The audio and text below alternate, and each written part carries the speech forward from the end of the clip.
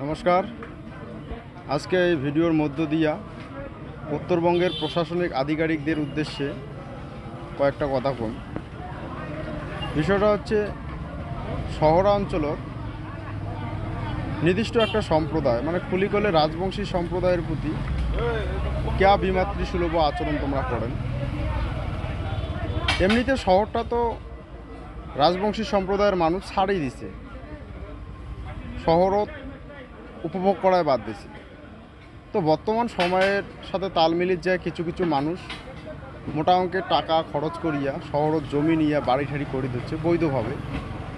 সেই জায়গাতে আমরা দেখি পাই এই প্রশাসনিক আধিকারিক তোমরাগুলা কোনো জমি মাপিয়া বা কোনো গুন্ডার টাকা খায়া উমেরগুলার সহযোগিতা করেন যায়, উমেরগুলার হয়া সেই রাজবংশী মানুষগুলোর বাড়ি উচ্ছেদ করেন, ভাঙি দেন, কাজ করা বন্ধ করে দেন।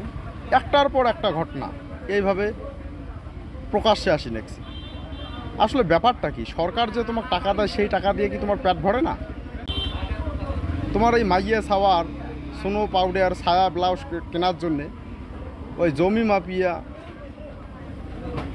ওই গুন্ডাগুলার টাকা নেওয়া কি খুবই দরকার হয়ে পড়ে?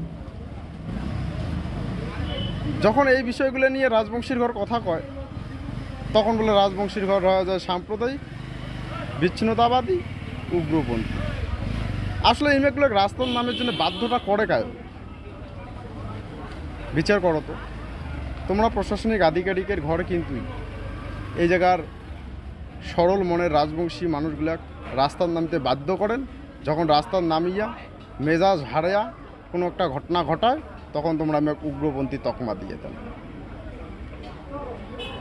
এই যে আলিপুরত একটার পর একটা ঘটনা ঘটিত হচ্ছে, প্রকাশ্যে আসি দিচ্ছে কে? আর শক্তি দেখি ওই প্রশাসনিক আধিকারিকের ঘরেই তোমরাগুলোই জড়িত। যখন আবার এই জায়গার রাজবংশী মানুষ রাস্তার নামে তখন সেই ভীরু কাপুরুষ প্রশাসনিক আধিকারিকের ঘর নেঙুর তুলিয়ে কোটে যে পালান তোমারগুলো দেখা পাওয়া যায় না। তোমার অনুরোধ থাকবে এই ধরনের বিমাতৃসুলভ আচরণ করবেন না। তোমারগুলার এই ধরনের আচরণের জন্যই কিন্তু এই উত্তরবঙ্গ সাম্প্রদায়িকতার জন্ম নেয়। উত্তরবঙ্গের বিভিন্ন সরকারি অফিসে যে রাজবংশী বিদ্বেষী কর্মকর্তাগণ আছেন, আজকে আপনাদের কর্মকাণ্ডের জন্যই কিন্তু এই উত্তরবঙ্গে রাজবংশী জাতিগত সুশ্রী দেওয়া যে বিভিন্ন লিডার আছে তাদের কিন্তু শক্তি বৃদ্ধি পায়, তারা এইভাবে মাথা চারা দেয় আর রাজবংশী জাতিগত সুশ্রী দিয়ে নিজের ব্যক্তি স্বার্থ চরিতার্থ করে।